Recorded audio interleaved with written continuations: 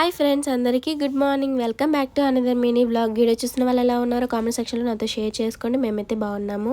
ఇవాళ మండే కదా, సో మా హస్బెండ్ అయితే ఇంటి దగ్గరే ఉంటారు. సో ఆయన ఇంటి దగ్గర ఉంటే ఏదో ఒక పని అయితే పెట్టుకుంటారనమాట. ఇల్లు క్లీనింగ్ చేయడము, లేకపోతే వెహికల్స్కి ఇంజన్ ఆయిల్ మార్చుకోవడము అలాగా. ఇవాళ అయితే మా హస్బెండ్ స్కూటీని అలాగే బండిని కూడా క్లీన్ చేశారు. ఈ స్కూటీ నాకు కడగాలంటే అసలు ఓపిక ఉండట్లేదు. నాకన్నా దీన్ని ఎక్కువగా మా ఆయనే యూస్ చేస్తారు.